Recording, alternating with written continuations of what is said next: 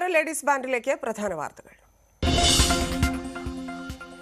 മറിയക്കുട്ടിക്ക് ഇപ്പോൾ പെൻഷൻ നൽകാനാകില്ലെന്ന് സർക്കാർ ഹൈക്കോടതിയിൽ. എപ്പോൾ നൽകാനാകുമെന്നും പറയാനാകില്ല. ജൂലൈക്ക് ശേഷം കേന്ദ്രവിഹിതം ലഭിച്ചിട്ടില്ല. ഹർജി രാഷ്ട്രീയ പ്രേരിതമെന്നും സർക്കാർ. നിയമപരമായി മുന്നോട്ടെന്ന് മറിയക്കുട്ടി. നിയമപരമായിട്ട് പോകും. അവൻ ഇറങ്ങി പോണം, അല്ലെ ഞങ്ങൾക്ക് തരണം, അല്ല അയാൾ ഇറങ്ങി പോണം. അതാണ് ഞങ്ങളെ മുഖ്യമായ കാര്യം. അയാൾ എന്തിനിരിക്കണമെന്നാ ചോദിക്കണം. ഈ കൊല്ലും പോലെ നടത്താതെ ഇയാൾക്കൊരു മര്യാദയുടെ ഭരിക്കാൻ പാടില്ല. ഇതുപോലെ വൃത്തിയായിട്ട ഒരു മുഖ്യമന്ത്രിനെ ഞാൻ ഇത്രയും പ്രായത്തിനിടയ്ക്ക് കണ്ടിട്ടില്ല. ഇത്ര ഒരു രാഷ്ട്രീയം. സർക്കാർ പ്രതിപക്ഷ പോര് മുറുകുന്നു. നവകേരള സദസ്സിനോട് പ്രതിപക്ഷത്തിന് അലർജി എന്ന് മുഖ്യമന്ത്രി. അലർജി ജനങ്ങൾക്കെന്ന് വി ഡി സതീശൻ. പ്രതിപക്ഷ നേതാവും മന്ത്രി മുഹമ്മദ് റിയാസും തമ്മിൽ വാക്പോര്. മാസപ്പടി വിവാദം വന്നപ്പോ നാവ് ഉപ്പിലിട്ട് വെച്ചിരുന്ന ആളാണ് പൊതുമരാമത്ത് മന്ത്രി. നിങ്ങൾ ആരെങ്കിലും ചോദിച്ചിട്ട് വാ തുറന്നു ആ സമയത്ത്? അയാൾ കേടായി കിടക്കുന്ന റോഡിലെ കുഴി എത്രയുണ്ടെന്ന് എണ്ണിയാൽ മതി. എന്റെ പാർട്ടിയിലെ സ്വാധീനത്തെ കുറിച്ച് അളവെടുപ്പ് നടത്തേണ്ട ആള് പൊതുമരാമത്ത് മന്ത്രിയല്ല. എങ്ങനെയാണ് അദ്ദേഹം പ്രതിപക്ഷ നേതാവായതെന്ന് ഞാൻ പ്രത്യേകിച്ച് പറഞ്ഞു തരേണ്ടതുണ്ടോ? ഒരാളുടെ പെട്ടിയും പിടിച്ച് കുറെ കാലം നടന്ന അവസാനം അയാളെ പാലം വലിച്ച് പ്രതിപക്ഷ നേതാവ് എന്ന് കോൺഗ്രസ് പാർട്ടിയിൽ തന്നെ അഭിപ്രായമില്ലേ? നവകേരള സദസ്സിന് നാളെ സമാപനം.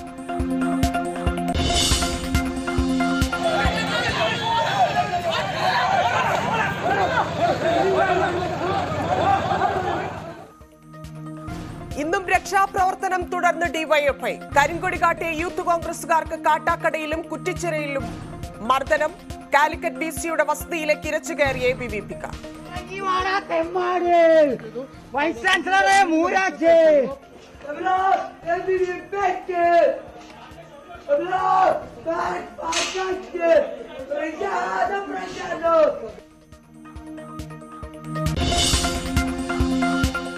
MP-മാരുടെ സസ്പെൻഷനിൽ പ്രതിഷേധം കടുപ്പിച്ച് പ്രതിപക്ഷം. ഇന്ത്യ മുന്നണിയുടെ നേതൃത്വത്തിൽ ജന്തർ മന്ദറിൽ പ്രതിഷേധം.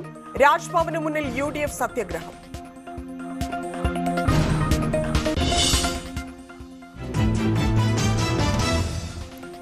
നെല്ലിയാമ്പതിയിൽ സ്വകാര്യ എസ്റ്റേറ്റിന് വേണ്ടി റവന്യൂ വകുപ്പിന്റെ ഒത്തുകളി. പോപ്സ് കൈവശം വെച്ച 855 ഏക്കർ പാട്ടഭൂമി തിരിച്ചുപിടിക്കാൻ നടപടിയില്ല. ഉത്തരവിറങ്ങി 3 വർഷമായിട്ടും കേസ് ഫയൽ ചെയ്യാതെ അധികൃതർ.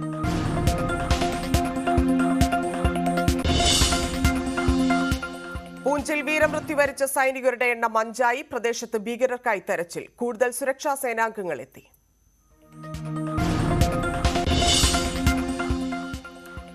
കോവിഡ് ആശങ്കയൊഴിയാതെ കേരളം. രാജ്യത്ത് സ്ഥിരീകരിച്ചതിൽ 90% കേരളത്തിൽ. ഇന്നലെ 541 പേർക്ക് രോഗം.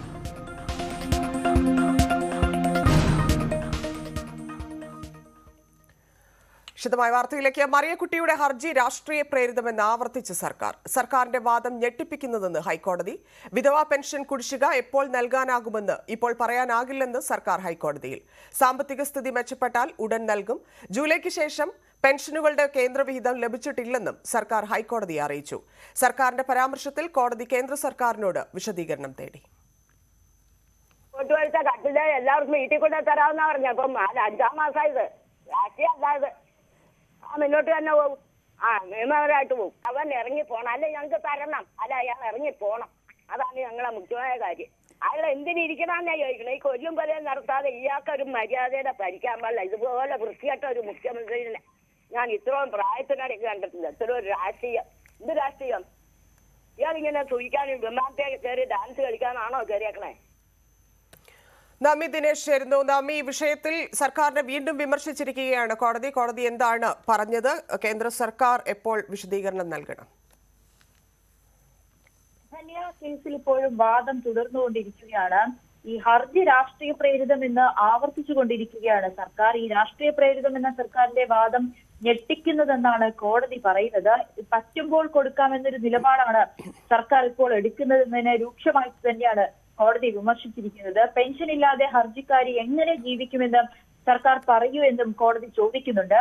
ഈ മാധ്യമ വാർത്തകൾ വന്നതിന് ശേഷം മറിയക്കുട്ടിയെ സഹായിക്കാൻ നിരവധി ആളുകൾ എത്തിയിട്ടുണ്ടെന്നും സർക്കാർ കോടതിയെ അറിയിച്ചു. ഒപ്പം തന്നെ ഈ ഒരു വ്യക്തിക്ക് വേണ്ടി മാത്രം ഇപ്പോൾ പെൻഷൻ നൽകാനാകില്ല എന്ന നിലപാടിൽ ഉറച്ചു തന്നെ നിൽക്കുകയാണ് സർക്കാർ.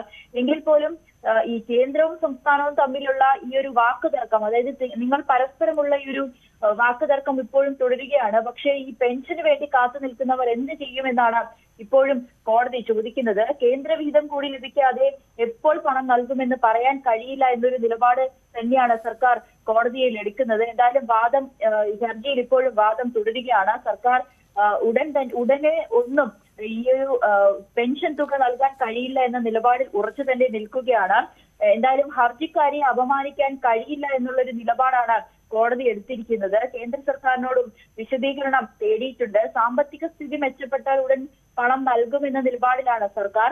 ബജറ്റ് വിഹിതമില്ലേ എന്നുള്ളൊരു ചോദ്യം കൂടി കോടതി ഉന്നയിക്കുന്നുണ്ട്. എന്തായാലും സർക്കാർ ഈ പെൻഷനിൽ കുടിശ്ശിക നൽകാൻ എല്ലാ സാധ്യതകളും തേടുന്നുണ്ടെന്നാണ് സർക്കാർ കോടതിയിൽ വ്യക്തമാക്കിയിരിക്കുന്നത്. എന്തായാലും വാദം ഇപ്പോഴും തുടർന്നുകൊണ്ടിരിക്കുകയാണ്. നിലപാടിൽ നിന്ന് മാറ്റമില്ലാതെ തന്നെ മുന്നോട്ട് പോവുകയാണ് സർക്കാർ. എന്തായാലും സർക്കാരിനെതിരെ രൂക്ഷമായിട്ടുള്ള വിമർശനം തന്നെയാണ് ഹൈക്കോടതി ഇപ്പോഴും ഉന്നയിച്ചുകൊണ്ടിരിക്കുന്നത്. കേന്ദ്രവും സംസ്ഥാനവും സർക്കാരുകൾ തമ്മിൽ അങ്ങോട്ടും ഇങ്ങോട്ടും പരാതിപ്പെട്ടാൽ ജനം എന്ത് ചെയ്യുമെന്ന ചോദ്യമാണ് കോടതി ഉന്നയിക്കുന്നത്. അതോടൊപ്പം ഈ മറിയക്കുട്ടി എങ്ങനെ ജീവിക്കും, അവരുടെ ഒരു ജീവിതം ഇനി എന്ത് ചെയ്യും, അവർക്ക് പെൻഷൻ ഇപ്പോൾ തന്നെ 5 മാസത്തിലധികം പെൻഷൻ മുടങ്ങിയിട്ടുണ്ട്. ഇനിയും മുടങ്ങിയാൽ അവരെന്ത് ചെയ്യും, അവരുടെ ജീവിത രീതി എങ്ങനെ മുന്നോട്ട് പോകും, അവരുടെ ജീവിത ചിലവ് ഏറ്റെടുക്കാൻ സർക്കാർ തയ്യാറാണോ എന്നുള്ളൊരു ചോദ്യം ഇന്നലെ ഹൈക്കോടതി ഉന്നയിച്ചിട്ടുണ്ടായിരുന്നു. എന്തായാലും കേന്ദ്ര സർക്കാരിന്റെയും ഈ സാമ്പത്തിക ബാധ്യത, ഈ 2 കാര്യങ്ങളാണ് സർക്കാർ കോടതിയിൽ അറിയിക്കുന്നത്. അതോടൊപ്പം തന്നെ ഇതൊരു രാഷ്ട്രീയ പ്രേരിതമാണ്, അത്തരത്തിലുള്ള പരാമർശങ്ങളാണ് മറിയക്കുട്ടിയുടെ ഭാഗത്തു നിന്നുമൊക്കെ ഉണ്ടായത് എന്നുള്ളൊരു വിമർശനം കോടതിയിൽ സർക്കാർ ഉന്നയിച്ചിട്ടുണ്ട്. പക്ഷെ ഇതിനെയൊക്കെ ഹൈക്കോടതി രൂക്ഷമായി തന്നെ വിമർശിക്കുകയാണ്.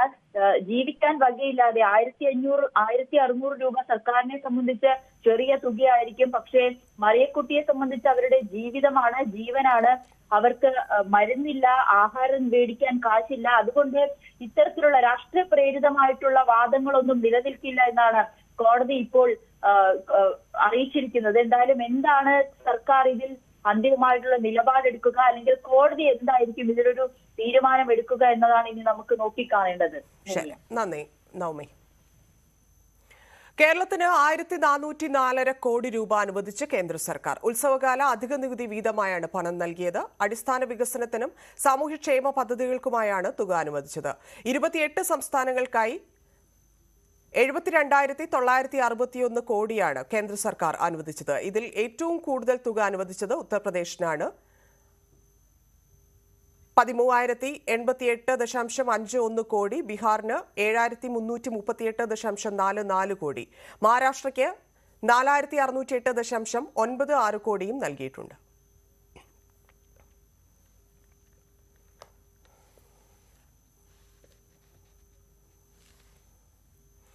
ചലച്ചിത്ര അക്കാദമി ചെയർമാൻ രഞ്ജിത്തിനെ ന്യായീകരിച്ച് വൈസ് ചെയർമാൻ പ്രേംകുമാർ.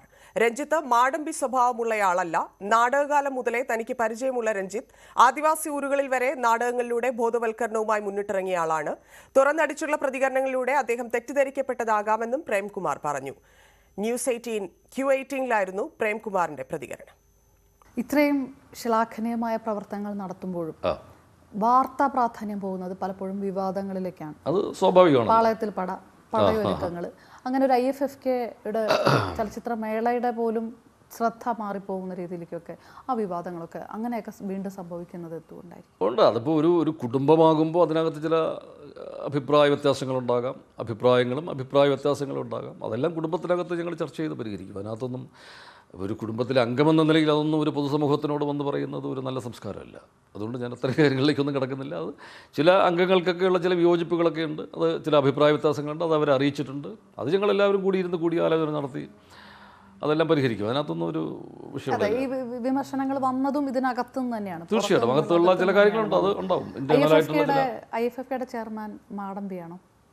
എനിക്കങ്ങനെ അഭിപ്രായമില്ല. അദ്ദേഹം എൻ്റെ ഏറ്റവും നല്ല സുഹൃത്താണ്. ഞങ്ങൾ ഒന്നിച്ച് സ്കൂൾ ഓഫ് ഡ്രാമയിൽ എൻ്റെ അല്പം സീനിയറായിട്ട് അദ്ദേഹം പഠിച്ചിരുന്ന ആളാണ്. അന്ന് മുതലേ ഞങ്ങൾ ഒന്നിച്ച് നാടകങ്ങൾ ചെയ്യുകയും നമ്മൾ വയനാട്, അട്ടപ്പാടിയൊക്കെയുള്ള അങ്ങനെയുള്ള സ്ഥലങ്ങളിൽ ആദിവാസി മേഖലകളിൽ പോയിട്ട് ഞങ്ങൾ ബോധവൽക്കരണം നടത്തുന്ന നാടകങ്ങളൊക്കെ അന്ന് മുമ്പ് ചെയ്തിട്ടുണ്ട് നമ്മുടെ ഇപ്പോഴത്തെ ചെയർമാനുമായിട്ട്. അപ്പോൾ അത്രയും അന്നേ ഉള്ളൊരു നാടകത്തിലൂടെയുള്ളൊരു ആത്മസൗഹൃദം അതിന്നും അതേപോലെ തന്നെ ഞങ്ങൾ തുടരുന്നു. അല്ല, ഞങ്ങൾ 2 സിനിമാക്കാരായിട്ടല്ല, തീർച്ചയായിട്ടും ആ ഒരു രീതിയിൽ തന്നെയാണ് സൗഹൃദം തുടർന്നത്. എന്നോട് ഉള്ളൊരു സമീപനമൊക്കെ ഏറ്റവും നല്ല സൗഹൃദത്തിൻ്റെ സ്നേഹത്തിൻ്റെയാണ്. അതുകൊണ്ട് എനിക്കങ്ങനെ ഒരിക്കലും തോന്നിയിട്ടില്ല. അപ്പോഴും എന്നിട്ട് അദ്ദേഹത്തിൻ്റെ ഒരു ആറ്റിറ്റ്യൂഡിന് ഇത്രയേറെ വിമർശനങ്ങൾ വരുന്നത് എന്തുകൊണ്ടായിരിക്കും? അത് ഓരോ മനുഷ്യരുടെയും ഒരു പ്രതികരണം മറ്റുള്ളവർ അത് എങ്ങനെയാണ് എടുക്കണമെന്നുള്ളത് പലതും അത് വ്യക്തിപരമായ ഒരു കാര്യമാണ്. അതിനകത്തൊന്നും ഞാൻ അഭിപ്രായം പറയാൻ ആളല്ല. ഇപ്പോൾ എൻ്റെ ഒരു രീതി ആയിരിക്കില്ല മറ്റൊരാളുടെ രീതി. അപ്പോൾ അദ്ദേഹത്തിൻ്റെതായ രീതികളുണ്ട്, അദ്ദേഹത്തിൻ്റെ നിലപാടുകളുണ്ട്. പിന്നെ നമ്മുടെ ചെയർമാൻ എന്ന് പറഞ്ഞാൽ അദ്ദേഹം മലയാളത്തിലെ ഏറ്റവും ഏറ്റവും പ്രധാനപ്പെട്ട ഒരു ഫിലിം മേക്കറാണ്. അദ്ദേഹം സംവിധായകനാണ്, തിരക്കഥാകൃത്താണ്, നടനാണ്, നിർമ്മാതാവാണ്. അങ്ങനെ എല്ലാ മേഖലകളിലും തൻ്റെ ഒരു സാന്നിധ്യം അറിയിച്ചിട്ടുള്ള, തൻ്റെ ഒരു വ്യക്തിമുദ്ര പതിപ്പിച്ചിട്ടുള്ള ഒരാളാണ്. അപ്പോൾ അദ്ദേഹത്തിൻ്റെതായ നിലപാടുകളും അഭിപ്രായങ്ങളും ഒക്കെ ഉണ്ട്. അത് ഞാനതിനെ മാനിക്കുന്നു. എനിക്കതിനകത്ത് അദ്ദേഹത്തെ തിരുത്താനോ അല്ലെങ്കിൽ അദ്ദേഹത്തെക്കുറിച്ച് എന്തെങ്കിലും ഒരു അഭിപ്രായം പറയാനൊന്നും അദ്ദേഹം തെറ്റിദ്ധരിക്കപ്പെട്ടിട്ടുണ്ടോ? ഒരു പരിധിവരെ ഉണ്ട്. അദ്ദേഹം പലപ്പോഴും പറയുന്ന കാര്യങ്ങൾ മറ്റുള്ളവർ ആ രീതിയിൽ ആ അർത്ഥത്തിലൊന്നും ആയിരിക്കില്ല ചിലപ്പോൾ എടുക്കുന്നത്. അതിൻ്റെ ചില വിഷയങ്ങൾ എനിക്കും തോന്നിയിട്ടുണ്ട്. ഇടവേളയ്ക്ക് ശേഷം മറ്റു വാർത്തകൾ.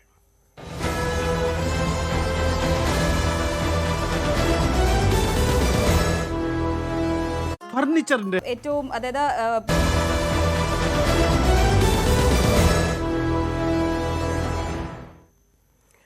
കോവിഡ് കുറയാതെ കേരളം. സംസ്ഥാനത്ത് ഇന്നലെ 541 പേർക്ക് കോവിഡും 1 മരണവും സ്ഥിരീകരിച്ചു.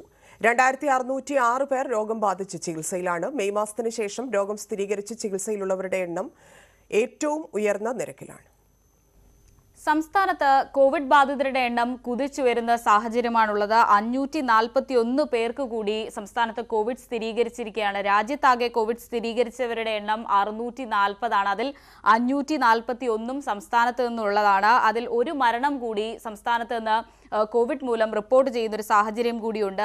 ഇതോടെ ഈ മാസം കോവിഡ് ബാധിച്ച് മരിച്ചവരുടെ എണ്ണം 15ആയി ഉയർന്നിരിക്കുകയാണ്. ചികിത്സയിൽ കഴിയുന്നവരുടെ എണ്ണത്തിലും ഗണ്യമായൊരു വർധനയുണ്ടായിരുന്നു. കഴിഞ്ഞ ദിവസങ്ങളിൽ റിപ്പോർട്ട് ചെയ്യുമ്പോൾ അത് 2000 കടന്നു എന്നാണെങ്കിൽ ഇപ്പോൾ അത് 2600 കടന്നിരിക്കുകയാണ്. തിരുവനന്തപുരം, എറണാകുളം ജില്ലയിലാണ് ഏറ്റവും അധികം രോഗബാധിതർ ഉള്ളത്. കഴിഞ്ഞ ദിവസങ്ങളിൽ ചേർന്ന ആരോഗ്യവകുപ്പ് ചേർന്ന അവലോകന യോഗത്തിൽ തിരുവനന്തപുരത്തും എറണാകുളത്തും അതീവ ജാഗ്രത വേണമെന്നുള്ള നിർദ്ദേശം നൽകിയിരുന്നു. സമാനമായ സാഹചര്യം തുടരുകയാണ്. തിരുവനന്തപുരത്തും എറണാകുളത്തും രോഗബാധിതരുടെ എണ്ണം വർദ്ധിക്കുന്ന ഒരു സാഹചര്യമുണ്ട്. അതുകൊണ്ട് തന്നെ കനത്ത ജാഗ്രത വേണമെന്നുള്ള നിർദ്ദേശമാണ് നൽകിയിരിക്കുന്നത്. മറ്റൊന്ന്, മെയ് 8 ശേഷം സംസ്ഥാനത്ത് ഏറ്റവും കൂടുതൽ കോവിഡ് സ്ഥിരീകരിക്കുന്ന ദിവസം കൂടിയാണ്. അതായത് ഓരോ ദിവസം കഴിയുന്തോറും ആ കണക്കിൽ പഴയ രീതിയിലേക്ക് കോവിഡ് കാലത്തേക്ക് മടങ്ങുന്ന ഒരു സാഹചര്യം കൂടിയുണ്ട് എന്നുള്ളതും ആശങ്കപ്പെടുത്തുന്നുണ്ട്. മറ്റൊന്ന്, പ്രായമായവരുടെയും മറ്റ് ഗുരുതര രോഗങ്ങൾ ഉള്ളവരുടെയും കാര്യത്തിൽ അതീവ ജാഗ്രത വേണം എന്നുള്ള നിർദ്ദേശം നൽകിയിട്ടുണ്ട്. ആശുപത്രികളിൽ പനിയും മറ്റ് രോഗലക്ഷണങ്ങളുമായി എത്തുന്നവർ കർശനമായി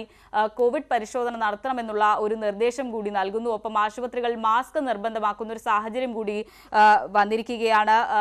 ക്രിസ്മസ് കാലമാണ്, ഒപ്പം പുതുവത്സര ആഘോഷങ്ങളുടെ കാലമാണ്. ആ സമയത്ത് രോഗവ്യാപനം വലിയ തോതിൽ ഉയരാനുള്ള ഒരു സാഹചര്യമുണ്ട്. അതുകൊണ്ട് തന്നെ അതിനെ പല രീതിയിലും പ്രതിരോധിക്കാനുള്ള ഒരു സാഹചര്യം, അല്ലെങ്കിൽ അത് മുന്നിൽ കണ്ടുകൊണ്ട് അതീവ ജാഗ്രത വേണം. ആഘോഷങ്ങളിലും കൃത്യമായി ഈ കോവിഡിനെ മുന്നിൽ കണ്ടുകൊണ്ട്, അല്ലെങ്കിൽ കോവിഡ് വ്യാപനം മുന്നിൽ കണ്ടുകൊണ്ടുള്ള ജാഗ്രത പാലിക്കണമെന്നുള്ള നിർദ്ദേശം കൂടി നൽകുകയാണ്. എന്തായാലും ദിനം പ്രതി പുറത്തുവരുന്ന കണക്കുകൾ പ്രകാരം കോവിഡ് കേസുകളുടെ എണ്ണത്തിൽ വലിയൊരു വർധന ഉണ്ടാകുന്നു എന്നുള്ളത് തന്നെയാണ്.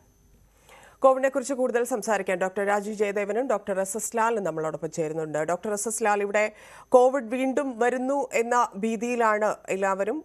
എത്രത്തോളം ശ്രദ്ധിക്കേണ്ടതുണ്ട്? ജാഗ്രതാ നിർദ്ദേശങ്ങളൊന്നും പ്രത്യേകിച്ച് നമുക്ക് സർക്കാരിന്റെ ഭാഗത്തു നിന്ന് എന്താണ് സ്ഥിതി എന്നതിനെക്കുറിച്ചുള്ള വലിയ വിവരങ്ങളൊന്നും ലഭിക്കാത്ത സാഹചര്യത്തിൽ ജനങ്ങൾ എത്ര ശ്രദ്ധിക്കണം? അവിടെയാണ് എനിക്ക് ഇടപെടൽ നടത്താനുള്ളത്. ഒരു പൊതുജനാരോഗ്യ രംഗത്ത് പ്രവർത്തിക്കുന്ന ആൾ നിലയ്ക്ക് ഈ സർക്കാരിൽ നിന്ന് പ്രതീക്ഷിക്കുന്ന പല കാര്യങ്ങളും ലഭിക്കുന്നില്ല.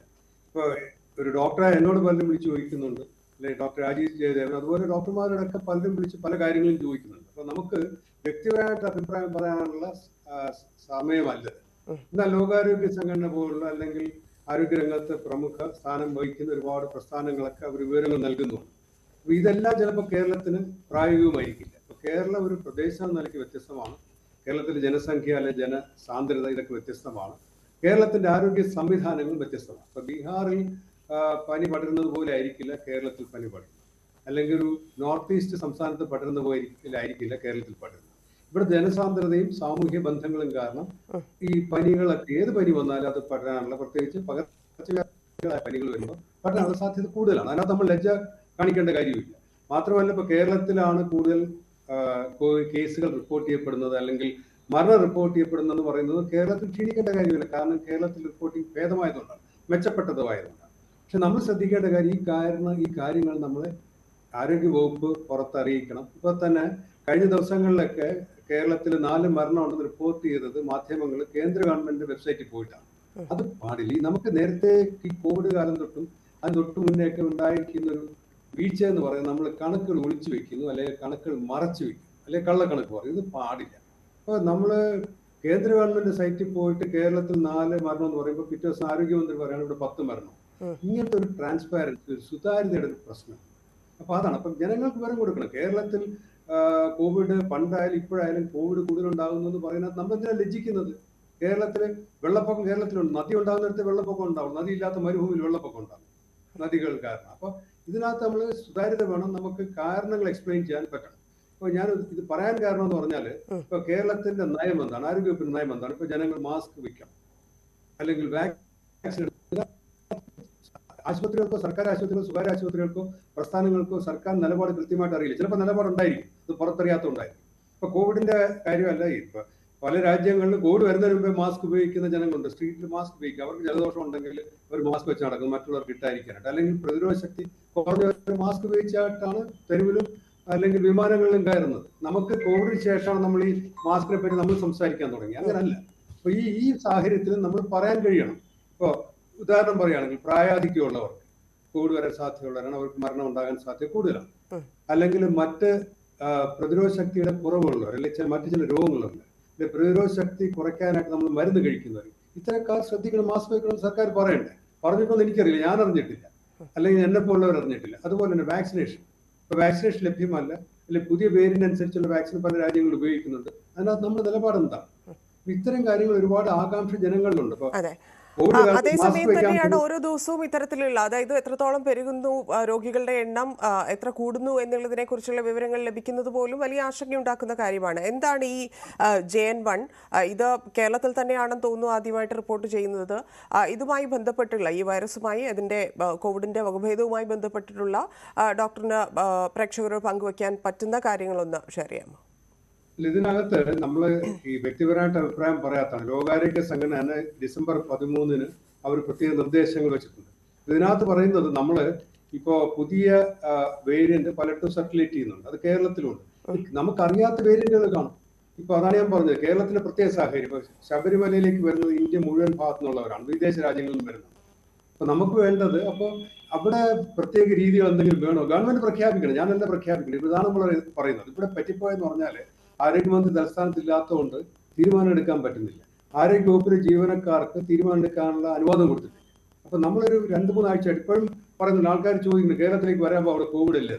അപ്പൊ കേരളം പുറം ലോകത്തോട് എന്താ പറയേണ്ടത്? ഇത് ഗവൺമെന്റാ പറയേണ്ടത്. ടൂറിസത്തെയും യാത്രകളെയൊക്കെ ബാധിക്കുന്നുണ്ട്. അപ്പൊ ഞാൻ പറയുന്നത് ഇതിലാണ് പ്രശ്നം. ഞാൻ കാര്യം പറഞ്ഞാൽ അത് പ്രത്യേക ഷോർട്ടായിട്ട് വേറെ രീതിയിൽ സർക്കുലേറ്റ് ചെയ്യും. കോവിഡ് എന്താണെന്ന് അറിയാത്തവർ പോലും, അല്ലെങ്കിൽ കോവിഡിന് മാസ്ക് വേണ്ടെന്ന് പോലും ഇവിടെ പ്രചരണം നടന്നിട്ടുണ്ട്.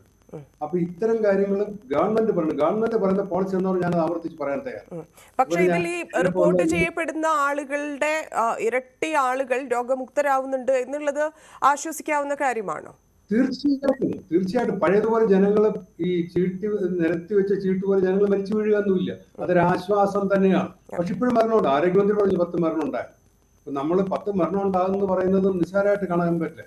3.5 കോടി ജനസംഖ്യയിൽ 10 പേര് മരിക്കുമ്പോൾ അത് ചെറിയ ശതമാനം. പക്ഷെ മരിക്കുന്നവന്റെ വീട്ടിൽ 100%. എന്റെ അമ്മ കോവിഡ് വന്ന് മരിച്ച ആളാണ് കഴിഞ്ഞ വർഷം.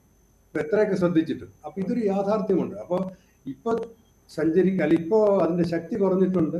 മരണനിരക്ക് കുറവാണെങ്കിൽ പോലും മരണം ഉണ്ടാകുന്നു.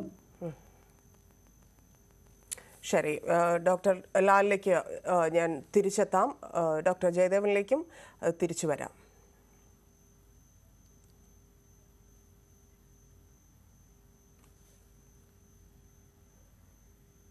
കോവിഡ് മരണം ഇന്നലെ ഒരു മരണമാണ് ഉണ്ടായിരുന്നത്.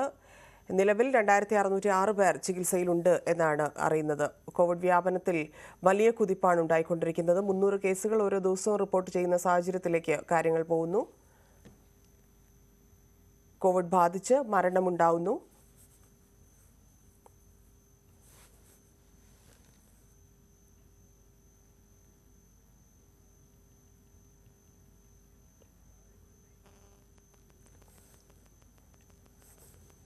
എസ് ലാൽ വീണ്ടും ചേരുന്നുണ്ട്.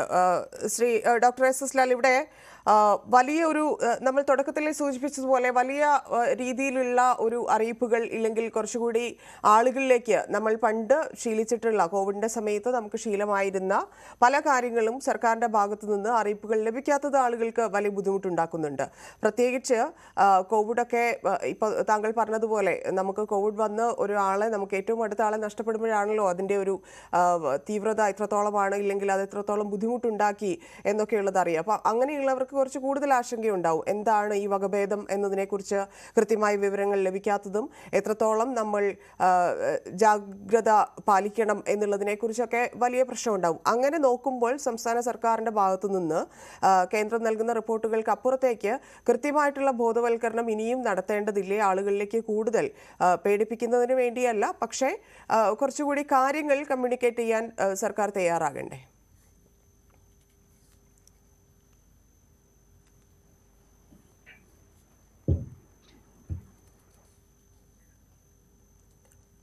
ഡോക്ടർ ലാൽ കേൾക്കാമോ? ചോദ്യം റിപ്പീറ്റ് ചെയ്യാം, ഞാൻ ചോദ്യം കേട്ടില്ല. കുറച്ചുകൂടി കമ്മ്യൂണിക്കേഷൻ പ്രശ്നമാണ് ഞാൻ പറയുന്നത്. അതായത് ജനങ്ങളിലേക്ക് കുറച്ചുകൂടി കാര്യങ്ങൾ എത്തിക്കേണ്ടതില്ലേ? ആശങ്കപ്പെടുത്താനോ ഇല്ലെങ്കിൽ പേടിപ്പിക്കാനോ വേണ്ടിയുള്ള കാര്യങ്ങളല്ല, കൃത്യമായിട്ടുള്ള വിവരങ്ങൾ ഇപ്പോൾ കേന്ദ്രം തരുന്നതിനപ്പുറത്തേക്ക് സംസ്ഥാനത്ത് എന്താണ് നടക്കുന്നത്, സംസ്ഥാനത്താണ് ഏറ്റവും കൂടുതൽ കേസുകൾ റിപ്പോർട്ട് ചെയ്യപ്പെടുന്നത്. അതുകൊണ്ട് തന്നെ കുറച്ചുകൂടി ആളുകളെ ബോധവാന്മാരാക്കാൻ നേരത്തെ നമ്മൾക്ക് ശീലമുള്ളതാണ് കോവിഡിൻ്റെ കാലത്ത് എങ്ങനെ നമ്മൾ ശ്രദ്ധിക്കണം എന്നൊക്കെയുള്ളത്. പക്ഷേ അത് വീണ്ടും പറയേണ്ട സമയമായി. നമ്മൾ ഒരുപാട് പരിപാടികൾ നടത്തുന്നു, ഒരുപാട് പേർ കൂട്ടം കൂടുന്ന പല പരിപാടികളും സംസ്ഥാനത്ത് നടക്കുന്നുണ്ട്. അപ്പോൾ അതിലൊക്കെ എത്രത്തോളം ശ്രദ്ധിക്കേണ്ടതുണ്ട് എന്നതിനെക്കുറിച്ച് കൃത്യമായിട്ട് ഒരു അതിൻ്റെ ഒരു രീതി ഏത് തരത്തിലായിരിക്കണം, ഇത് വ്യാപിക്കാതിരിക്കാൻ എന്നൊക്കെയുള്ള കാര്യങ്ങളിലെ കമ്മ്യൂണിക്കേഷൻ കൃത്യമാകേണ്ടതില്ലേ ഇനി? തീർച്ചയായിട്ടും അതാണ് ഞാൻ പറയാൻ ശ്രമിച്ചത് ആദ്യ റൗണ്ടിലും.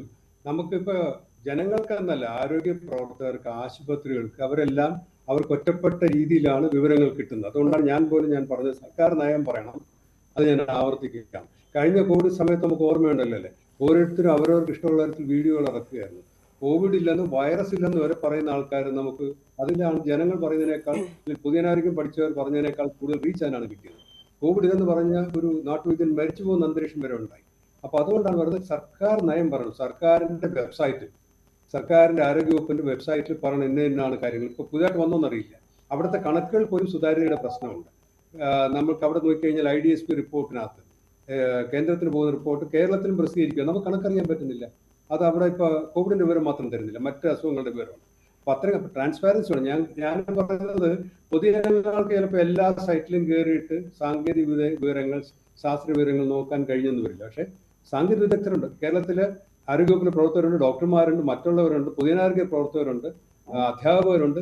ഇവർക്കൊക്കെ കാര്യങ്ങൾ ജനങ്ങളോട് പറയണമെങ്കിൽ ഇപ്പൊ നമുക്ക് കൃത്യമായ വിവരം വേണ്ടേ? കേരളത്തിൽ സ്റ്റാൻഡർഡൈസ്ഡ് ആയിട്ടുള്ള ഒരു വിവരം വേണം. അത് ലഭ്യമല്ല എന്നുള്ളതാണ് ഞാൻ പറയാൻ ശ്രമിക്കുന്നത്. നമ്മൾ പറയുമ്പോൾ ആ വിമർശനം രാഷ്ട്രീയ വിമർശനമായിട്ട് കാണാൻ ശ്രമിക്കുന്നില്ല, തെറ്റാണ്. ഒരു ക്രൈസിസ് വരുമ്പോൾ നമുക്ക് ഞങ്ങൾക്ക് ആരോഗ്യ പ്രവർത്തകരാണ്. അപ്പൊ ആരോഗ്യരംഗത്ത് നമുക്ക് നിരന്തരമായിട്ട് നമുക്ക് ഇടപെടൽ നടത്തിക്കൊണ്ടിരിക്കും. ആരോഗ്യമന്ത്രിമാരൊക്കെ 5 വർഷമേ കാണുള്ളൂ. അത് കഴിയുമ്പോൾ ഒരു മന്ത്രിമാർ തന്നെ ആകണമെന്നില്ല, വന്നാലും ആരോഗ്യവകുപ്പായിരിക്കണം. ഞാനൊക്കെ ഇപ്പൊ എന്റെ തന്നെ കാര്യം പറയാം, 40 വർഷമായിട്ട് ആരോഗ്യരംഗത്ത് നിൽക്കുകയാണ്, മെഡിക്കൽ വിദ്യാർത്ഥി ആയതുകൊണ്ട്. അപ്പൊ നമുക്ക് കൺസേൺ ഉണ്ട്. നമ്മുടെ എല്ലാ നിമിഷവും ആരോഗ്യരംഗവുമായിട്ട് ബന്ധപ്പെട്ട് നിൽക്കുകയാണ്. അപ്പൊ നമുക്ക് അഭിപ്രായങ്ങൾ പറയണമെങ്കിൽ കേരളത്തിലെ സർക്കാരിന് ആരോഗ്യത്തിന് നിലപാട് വേണം. അത് മന്ത്രി ഇല്ലാത്തതുകൊണ്ടാലും മന്ത്രി യാത്രയിലായിപ്പോയതുകൊണ്ട് നിലപാടില്ലാതെ വരരുത്. അതല്ലെങ്കിൽ അതിന് ആരോഗ്യവകുപ്പിനെ ഏൽപ്പിക്കണം. ഞാൻ തുടക്കം തൊട്ടേ പറയുന്നതാണ്, ആരോഗ്യവകുപ്പിനാണ് ഇത് ഏൽപ്പിക്കേണ്ടത്. മന്ത്രിമാർ താൽക്കാലിക സംവിധാനങ്ങളാണ്. ആരോഗ്യവകുപ്പ് ഡയറക്ടറാണ് ആരോഗ്യവകുപ്പിനെ പ്രതിനിധീകരിക്കേണ്ടത്. ഏറ്റവും പുതിയ കേരളത്തിന്റെ പൊതുജനാരോഗ്യ ബില്ലിൽ അത് പറയുന്നുണ്ട്. കേരളത്തിന്റെ പൊതുജനാരോഗ്യത്തിന്റെ അധികാരി എന്ന് പറയുന്ന ആരോഗ്യവകുപ്പ് ഡയറക്ടറാണ്.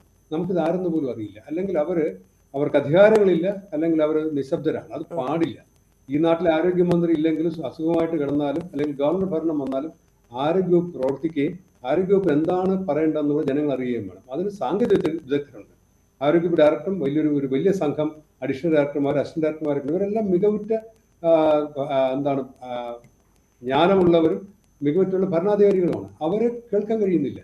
ഇവിടെയാണ് പ്രശ്നം വരുന്നത്. അതുകൊണ്ട് നമ്മളിത് പരാതിയായിട്ട് പറയുന്നതല്ല, ഇത് രാജ്യത്തിന്റെ ആവശ്യമാണ്. ഞാൻ നേരത്തെ പറഞ്ഞില്ല, എന്റെ കുടുംബത്തിൽ പോലും കോവിഡ് മരണം ഉണ്ടായതാണ്. അപ്പോൾ എല്ലാവരെയും ബാധിക്കുന്നതാണ്. നമുക്ക് മറ്റൊരാളെ ബാധിക്കുക, എന്നെ ബാധിക്കുന്നതാണ്, താങ്കളെ ബാധിക്കുന്നതാണ്. അങ്ങനെ പ്രശ്നം വരുമ്പോൾ ഇത് കോവിഡ് പഴയതുപോലല്ല, അത് നമുക്കും അറിയാം. പഴയതുപോലെ ഒരുപാട് കൂട്ടമരണം ഉണ്ടാക്കുന്നില്ല. അതിൻ്റെ അർത്ഥം കോവിഡിനെ നിരാകരിക്കണമെന്നില്ല. കോവിഡിനെ ആ കോവിഡിൻ്റെ കാര്യത്തിൽ അശ്രദ്ധ കാണിക്കണമെന്നല്ല, ശ്രദ്ധ വേണം. അതിനകത്ത് എന്താണ് വേണ്ടതെന്നുള്ളത്, ഇപ്പം മാസ്കിൻ്റെ കാര്യം, വാക്സിൻ്റെ കാര്യം, എന്താണ് സംസ്ഥാന നയം ഉണ്ടായിരിക്കും ചിലപ്പോൾ കടലാസുകളിൽ. ഇത് ജനങ്ങൾ അറിയണ്ടേ? അവിടെയാണ് പ്രശ്നം വരുന്നത്. ശരി ഡോക്ടർ ലാൽ, ഞാൻ താങ്കളിലേക്ക് തിരിച്ചെത്താം ഇടവേളയ്ക്ക് ശേഷം.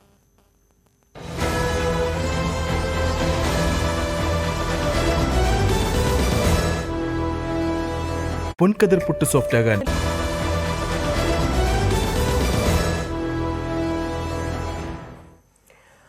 വീണ്ടും കോവിഡ് വ്യാപിക്കുകയാണ്. കേരളത്തിൽ പ്രത്യേകിച്ച് ദിവസവും 300-ലധികം കേസുകളിലേക്ക് കാര്യങ്ങൾ എത്തിയിരിക്കുന്ന സാഹചര്യമാണ്. ഡോക്ടർ രാജി ജയദേവൻ കൂടി ചേരുന്നുണ്ട്. ഡോക്ടർ രാജി ജയദേവൻ, ഇവിടെ കോവിഡിന്റെ കേസിന്റെ എണ്ണം ഓരോ ദിവസവും വർദ്ധിച്ചുകൊണ്ടിരിക്കുന്ന സാഹചര്യം, ആളുകളിൽ നിയന്ത്രണം പെട്ടെന്നൊന്നും നമുക്ക് അതിലേക്ക് കടക്കാൻ സാധിക്കില്ല. കാരണം ഇതിനു മുമ്പ് നമുക്ക് ഒരുപാട് അനുഭവങ്ങളുണ്ട്.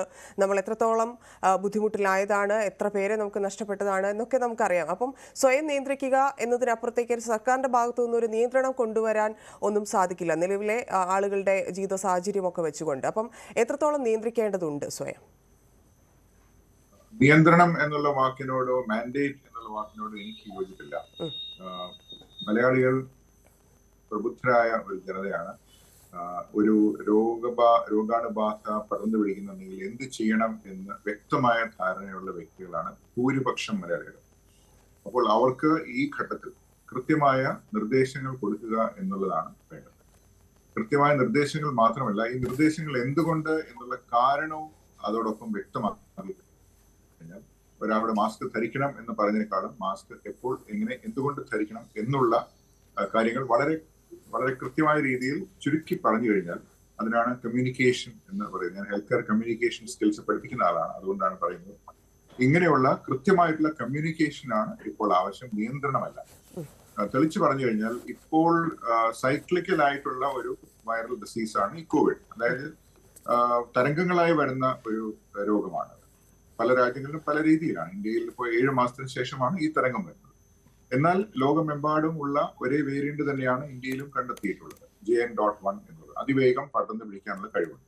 ഈ ഘട്ടത്തിൽ നമുക്ക് ആരംഭഘട്ടത്തിൽ തന്നെ, അതായത് ഇപ്പോൾ കേസുകൾ കൂടിക്കൊണ്ടിരിക്കുന്ന സ്റ്റേജിൽ തന്നെ നമുക്ക് അതിനെ നമ്മൾ ഓരോരുത്തർക്കും നമ്മുടെ പൗരന്മാർ, കേരളത്തിലുള്ള ഓരോരുത്തരും വിചാരിച്ചു കഴിഞ്ഞാൽ, ഒരല്പം മാറ്റം വിചാരിച്ച് ചെയ്തു കഴിഞ്ഞാൽ, നിസ്സാരമായിട്ടുള്ള കുറച്ച് കാര്യങ്ങൾ ഞാനിവിടെ പറയാമത്, അത് ചെയ്തു കഴിഞ്ഞാൽ നമുക്ക് ഇതിന്റെ ഔട്ട്കം, നല്ല ഒരു ഔട്ട്കം ഉണ്ടാക്കാൻ സാധിക്കും. അതായത് ഇത് വലിയ പ്രശ്നങ്ങൾ കൂടാതെ തരണം ചെയ്യാൻ സാധിക്കും എന്ന് നമുക്ക് പ്രതീക്ഷിക്കാം. പക്ഷേ ഇവിടെ ഒരു കാവിയാറ്റ് ഉള്ളത്, ഇതോടൊപ്പം ഒരു കണ്ടീഷൻ ഉള്ളത് ഞാൻ പറയാം. ഈ JN.1 എന്നുള്ളത് മുൻപ് കണ്ടിട്ടുള്ള ഒരു വേരിയന്റ് അല്ല. നമ്മൾ ഇതുവരെ കണ്ടിട്ടുള്ളതെല്ലാം സീക്വൻഷ്യൽ ആയിട്ടുള്ള ചെറിയ ചെറിയ മാറ്റങ്ങളോട് കൂടി വരുന്ന വേരിയന്റുകളായിരുന്നു. പക്ഷേ JN.1 എന്നുള്ളത് അനവധി മാറ്റങ്ങളോട് കൂടി പെട്ടെന്ന് ഒരു സുപ്രഭാതത്തിൽ പ്രത്യക്ഷപ്പെട്ട 2.86ന്റെ ഇമ്മീഡിയറ്റ് ഡെറിവേറ്റീവ് ആണ്. അപ്പോൾ അതിന്റെ സ്വഭാവം എനിക്കെല്ലാം അറിയാം എന്നുള്ള രീതിയിൽ പറയാൻ ലോകത്താർക്കും സാധ്യമല്ല. അങ്ങനെയുള്ള പ്രസ്താവനകൾക്കും പ്രസക്തിയില്ല. അതുകൊണ്ട് അല്പം വിനയത്തോടു കൂടി ഇതിനെ ഒന്ന് സമീപിച്ച് ഇതിന്റെ സ്വഭാവം പഠിച്ചതിന് ശേഷം ഇതെങ്ങനെ വ്യാപിക്കുന്നു, ആരിലെല്ലാം എന്തെല്ലാം പ്രശ്നങ്ങൾ ഉണ്ടാക്കുന്നു എന്നൊരു ഓപ്പൺ മൈൻഡോട് കൂടി വേണം ഇത് പഠിക്കാനായിട്ട്. ഞാൻ മൊത്തത്തിൽ ഇപ്പോൾ ലോകമെമ്പാടും കാണുന്നത് എല്ലാവർക്കും എല്ലാം അറിയാം എന്നുള്ള ആ ഒരു ലെവലിൽ എത്തിയിരിക്കുക. അങ്ങനെയല്ല. ശാസ്ത്രം എന്ന് പറയുന്നത് അജ്ഞാതമായിട്ടുള്ള ഒരുപാട് കാര്യങ്ങളുണ്ട്. അപ്പോൾ ഒരല്പം വിനയം ഈ ഘട്ടത്തിൽ വേണ്ടത് തന്നെയാണ് എന്നാണ് എൻ്റെ അഭിപ്രായം. അതുകൊണ്ട് ഇത് തീർച്ചയായിട്ടും പഠിക്കുകയും ഇത് ഏത് വഴിക്ക് പോകുന്നു, ഇതിന്റെ സംഖ്യ എത്ര കൂടുന്നു, ഇതിൽ മാറ്റങ്ങൾ വരുന്നുണ്ടോ, ഇതിന്റെ സ്പ്രെഡിങ് പാറ്റേണിൽ എന്തെങ്കിലും മാറ്റമുണ്ടോ, ആരെയെങ്കിലും പ്രത്യേകം ഇത് ദോഷപ്പെടുത്തുന്നുണ്ടോ, മരണങ്ങൾ ഉണ്ടാകുന്നതിന്റെ കാരണം എന്തൊക്കെയാണ്, അതെങ്ങനെ തടുക്കാൻ സാധിക്കും, അതിന്റെ ഓഡിറ്റ് നടത്തുക. മരണങ്ങൾ നടന്നിട്ടുണ്ടെങ്കിൽ അത് ന്യൂമോണിയ മൂലമാണോ, അല്ലെങ്കിൽ ഏതെങ്കിലും പ്രത്യേകതരം രോഗാവസ്ഥ മൂർച്ഛിച്ചതുകൊണ്ടാണ്, ഇങ്ങനെയുള്ളതിന് വ്യക്തമായിട്ടുള്ള ഒരു ഓഡിറ്റ് ആണ് നമുക്ക്.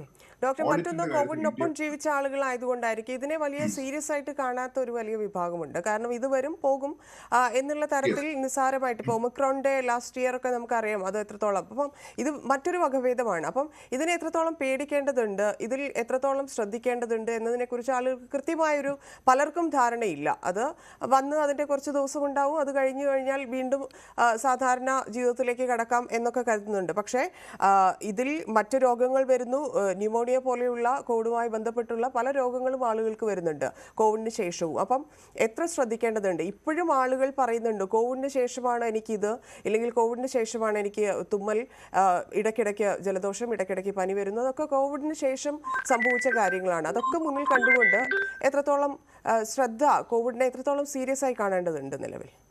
ഇപ്പോൾ പറഞ്ഞത് വളരെ വളരെ പ്രധാനപ്പെട്ട 2 പോയിന്റുകളാണ് ഇപ്പോൾ പറഞ്ഞു വരുന്നത്. ആദ്യത്തിലേക്ക് ഞാൻ കിടക്കാം. എന്തുകൊണ്ട് ഇതിനെ നിസ്സാരമായി ചിലരെങ്കിലും കാണുന്നു എന്നുള്ളത് അത് ഇൻഡിവിജ്വൽ സമീപനമാണ്. ഇപ്പൊ ഞാനൊരു ഹെൽമെറ്റിന്റെ ഉദാഹരണം പറയാം. ചിലർ ഹെൽമെറ്റിനെ നിസ്സാരമായിട്ട് കാണുന്നു, വെച്ചാലും വെച്ചില്ലെങ്കിലും കുഴപ്പമില്ലെന്ന്. വേറെ ചിലർ, വിവരമുള്ളവർ, അത് വാഹനം ഓടിക്കുമ്പോൾ കൃത്യമായി അവർ ഹെൽമെറ്റ് വെക്കുന്നു. അത് പോലീസ് ഉണ്ടെങ്കിലും ഇല്ലെങ്കിലും അവർ വെച്ചിരിക്കും. അത് അവരുടെ ആവശ്യത്തിന് വേണ്ടിയിട്ടാണ്. അപ്പോൾ വ്യക്തിഗതമായിട്ടുള്ള ഇൻഡിവിജ്വൽ ആയിട്ടുള്ള സമീപനമാണ് ആദ്യം പറഞ്ഞു കേട്ടത്. അതായത് ഒരു വ്യക്തിയെ സംബന്ധിച്ച് പറയുമ്പോൾ ശരിയാണ്, ഒരാൾക്ക് കോവിഡ് വന്നു കഴിഞ്ഞാൽ അയാൾക്ക് മരണപ്പെടാനുള്ള സാധ്യത വളരെ കുറവാണ്. അത് അംഗീകരിക്കുന്നു, ശരിയാണ്. പക്ഷേ പോളിസി മേക്കിങ്ങിൽ വ്യക്തിഗത താല്പര്യങ്ങൾക്ക് പ്രസക്തിയില്ല. പോളിസി മേക്കിങ്ങിൽ എപ്പോഴും ചിന്തിക്കേണ്ടത് ഒരു സമൂഹത്തെ ഒരു മൊത്തമായി നോക്കുമ്പോൾ ഈ രോഗം എങ്ങനെ ബാധിക്കുന്നു, ഈ സമൂഹത്തിൽ എന്തെല്ലാം രോഗാവസ്ഥകൾ മൂർച്ഛിക്കുന്നു, മുൻപില്ലാതിരുന്ന രോഗാവസ്ഥകൾ ഉണ്ടാകുന്നുണ്ടോ, ഇവരുടെ ആയുർദൈർഘ്യത്തിൽ കുറവുണ്ടാകുന്നുണ്ടോ, ഇങ്ങനെയുള്ള രീതിയിലാണ് പോളിസി മേക്കേഴ്സ് ചിന്തിക്കേണ്ടത്. അതാണ് ഡോക്ടർ ലാലിനെ പോലെയുള്ള എക്സ്പേർട്സ് ചിന്തിക്കാറുള്ളത്. അവർ ചിന്തിക്കുന്ന ലെവൽ അവിടെയാണ്. ഇൻഡിവിജ്വൽ ലെവലിൽ നമ്മൾ നോക്കുമ്പോൾ കുഴപ്പമില്ല, ഇപ്പം ഇന്ന് മഴയില്ല, കുട എടുക്കേണ്ട, ആ രീതിയിലുള്ള സിംപ്ലിസ്റ്റിക് ആയിട്ടുള്ള സമീപനമാണ് ഇൻഡിവിജ്വൽ ആയിട്ടുള്ള ഡോക്ടർമാരും പൗരന്മാരും മറ്റു പൗരന്മാരും എല്ലാവരും ചെയ്യുന്നത്. അത് ശരിയാണ്. അതുകൊണ്ടാണ് ഒരു നിസ്സാരമായിട്ടുള്ള സമീപനം ഉണ്ടാകുന്നത്. അതുകൊണ്ടാണ് ഞാൻ പറഞ്ഞത് കൃത്യമായിട്ടുള്ള ഡിറക്ഷൻസ് ഉണ്ടെങ്കിൽ ഇത് ഇങ്ങനെയൊക്കെയാണ് കാര്യം, ഇവിടെയൊക്കെയാണ് ശ്രദ്ധിക്കേണ്ടത്, ഇതിന് കാരണങ്ങൾ ഇതൊക്കെയാണ്, ഇതുകൊണ്ട് ഈ പ്രശ്നങ്ങളെല്ലാം ഉണ്ടായിരിക്കും, ഇതെവിടെയും പോയിട്ടില്ല, ഇത് വീണ്ടും വരുമ്പോൾ നമ്മൾ ശ്രദ്ധിക്കേണ്ട കാര്യങ്ങൾ ഏതൊക്കെയാണ്, ഇങ്ങനെ പറയുന്നതാണ് ഉചിതം എന്നുള്ളതാണ് എന്റെ അഭിപ്രായം. ഡോക്ടർ എസ് എസ് ലാൽ, ഇവിടെ അണുബാധയെ പ്രതിരോധിക്കാൻ നമ്മൾ കേട്ട് പറഞ്ഞ് ശീലിച്ചതായിരിക്കും. പക്ഷേ ഇപ്പോഴും കേട്ടാൽ മനസ്സിലാവാത്തവർ, അതിൻ്റെ ഇപ്പോൾ പറഞ്ഞതുപോലെ ആ ഒരു പ്രാധാന്യം എത്രത്തോളമാണെന്ന് തിരിച്ചറിയാത്ത ഒരുപാട് പേരുണ്ട്. അപ്പം നമ്മൾ എങ്ങനെ പ്രതിരോധിക്കണം, ഏത് മാർഗങ്ങൾ സ്വീകരിക്കണം? നമ്മൾ കഴിഞ്ഞ കോവിഡ് കാലത്തെടുത്ത അതേ കാര്യങ്ങൾ തന്നെ, മുൻകരുതലുകൾ തന്നെ തുടരേണ്ടതുണ്ടോ? എന്തൊക്കെ കാര്യങ്ങളാണ് ശ്രദ്ധിക്കേണ്ടത്? നല്ല ചോദ്യമാണ്. അതിനു മുമ്പ് തന്നെ രാജീവ് ജയദേവൻ ഡോക്ടർ പറഞ്ഞതാണ് ഇതിൻ്റെ ഒരു കാതൽ. നമ്മൾ വ്യക്തികൾ ഓരോരുത്തരുമാണ് ശ്രദ്ധിക്കേണ്ടത്. നമുക്ക് വ്യക്തികളെ കൊണ്ട് നിർബന്ധിച്ച് ശ്രദ്ധിപ്പിക്കാനും പറ്റില്ല. അപ്പൊ ഞാൻ പറഞ്ഞില്ല, നമ്മൾ പല രാജ്യങ്ങളിലും ഈ ചുമയ്ക്കുകയോ തുമ്മുകയോ ചെയ്യുമ്പോൾ പ്രത്യേക വികസിച്ച നാടുകൾ അവരിങ്ങനെ അവരുടെ ഷോട്ടിൽ ഇങ്ങനെ കൈവച്ചിട്ടാണ് ചുമയ്ക്കുകയോ തുമ്മ ചെയ്യുന്നത്. ഹോംലെസ് ആയിട്ടുള്ള അല്ലെങ്കിൽ പരമദരിദ്രരായിട്ടുള്ള മനുഷ്യർ പോലും വികസിച്ച നാടുകളിൽ ആ ശീലമുണ്ട്, സ്കൂളിലെ പഠിക്കുന്ന. പക്ഷെ നമ്മൾ തുമ്മുകയോ ചുമയ്ക്കുകയോ ചെയ്യുമ്പോൾ നമ്മൾ ശ്രദ്ധിക്കാറില്ല. നമ്മൾ ചിലപ്പോൾ 10 പേര് നിൽക്കുന്നിടത്തായിരിക്കും, ഒന്ന് മുഖം മറയ്ക്കുമില്ല. നമ്മൾ പഠിച്ചു വരികയാണ്. കോവിഡ് കാലത്ത് നമ്മൾ കുറെ അധികം ഇത് പഠിച്ചു. പക്ഷെ നമുക്ക് പറ്റിപ്പോയിരുന്നപ്പോൾ കോവിഡ് വരുന്ന സമയത്ത് നമ്മൾ മാസ്ക് വെച്ചതോ അല്ലെങ്കിൽ സാമൂഹിക അകലം പാലിക്കുന്നതോ തൂവാൽ ഉപയോഗിക്കുന്ന ടിഷ്യൂ പേപ്പർ ഉപയോഗിക്കുന്നതൊക്കെ ഒരുപാട് പേരുടെ കോവിഡിന്റെ പ്രധാന കാലം കഴിഞ്ഞപ്പോൾ മാഞ്ഞുപോയി. അതുകൊണ്ടാണ് നമ്മൾ പറയുന്നത് തുടർച്ചയായിട്ടുള്ള ഇടപെടൽ വേണം. നമ്മൾ മനുഷ്യന്റെ ബിഹേവിയറൽ ചേഞ്ച് ആണ് നമ്മൾ പല കാര്യത്തിലും പ്രതീക്ഷിക്കുന്നത്, ആരോഗ്യരംഗത്ത് പ്രത്യേകിച്ചും. അപ്പോൾ ആ ബിഹേവിയർ ചേഞ്ച് 2 പ്രാവശ്യം 2 വർഷം പറഞ്ഞുകൊണ്ട് കാര്യമില്ല, തുടർച്ചയായിട്ട് നമ്മൾ പറഞ്ഞുകൊണ്ടിരുന്നാൽ ജനങ്ങളുടെ ശ്രദ്ധയിൽപ്പെടുക. അപ്പോൾ അതൊരു പ്രധാനപ്പെട്ട കാര്യമാണ്. ഇത് തന്നെയാണ് നമ്മൾ സാമൂഹ്യ അകലം. നമുക്ക് പലപ്പോഴും ഇവിടെ നമ്മൾ സ്വാഭാവിക ജീവിതത്തിൽ നമ്മൾ ഉപയോഗിക്കുന്ന സാമൂഹ്യ അകലം ഉണ്ടല്ലോ, ഒരു ATM ക്യൂവിലോ ബസ് സ്റ്റാൻഡിലോ. അപ്പോൾ നമ്മൾ ഇതേ സ്വഭാവം നമ്മൾ തൊടാന്ന് കഴിഞ്ഞാൽ സാമൂഹ്യ അകലം ഉണ്ടെന്നാണ്. പക്ഷെ നമ്മൾ വേറെ നാട്ടിൽ ചെന്ന് കഴിഞ്ഞാൽ ആ അകലത്ത് നിന്ന് കഴിഞ്ഞാൽ മുന്നിൽ നിൽക്കുന്ന ആൾ വഴക്കിടും, ഇതിന് ഇത്ര അടുത്ത് വന്ന് നിൽക്കുന്നു ചെയ്യും. അപ്പൊ ഇത് പ്രദേശത്തിന്റെ പ്രത്യേകതകളുണ്ട്. അപ്പൊ രോഗകാര്യം വന്നപ്പോൾ ഇത് വളരെ പ്രധാനപ്പെട്ടതായി. അപ്പൊ ഇത് നമ്മുടെ സമൂഹത്തിൽ സ്ഥിരമായി പറയണം. നമ്മൾ ബസ്സിൽ ഇടിച്ചാ കയറുന്നത്, ATM ചേർന്നാ നിൽക്കുന്നത്, എല്ലായിടത്തും നമ്മൾ സാമൂഹ്യ അകലം മറ്റാളുടെ ശരീരം തൊടായിരുന്നു കഴിഞ്ഞാൽ ഒരു മില്ലിമീറ്റർ വ്യത്യാസം ഉണ്ടെങ്കിൽ നമ്മൾ സാമൂഹ്യ അകലം ഉണ്ടെന്ന് വിചാരിക്കും. ഈ രീതികളിൽ നമ്മൾ ജനങ്ങളുടെ ഈ ബിഹേവിയറിൽ മാറ്റങ്ങൾ വരുത്താം. കൈ കഴുകുന്നത്, പിന്നെ മുഖത്ത് പിടിക്കാതിരിക്കുന്നത്, അല്ലെങ്കിൽ സാനിറ്റൈസർ ഉപയോഗിക്കുന്നത് കോവിഡ് കാലത്ത് മാത്രമല്ല ജീവിതത്തിന്റെ ഭാഗമാകണം. നമ്മൾ പ്രത്യേകിച്ച് തിരക്കുള്ള വീട്ടിനകത്തിരിക്കുന്ന ആൾ എപ്പോഴും സാനിറ്റൈസർ ഉപയോഗിക്കണമെന്നല്ല, പക്ഷെ പുറത്ത് പോകുന്നവർ, ബസ്സിൽ പിടിക്കുന്നവർ, പൊതുസ്ഥലത്ത് പിടിക്കുന്നവർ. ഡോക്ടർ, ഇത് ആരൊക്കെയാണ് കൂടുതലായി ശ്രദ്ധിക്കേണ്ടത്? അതായത് എല്ലാ പ്രായത്തിലുമുള്ള ആളുകളെ ഒരുപോലെയാണോ ഈ പറയുന്ന JN1 ബാധിക്കുന്നത്?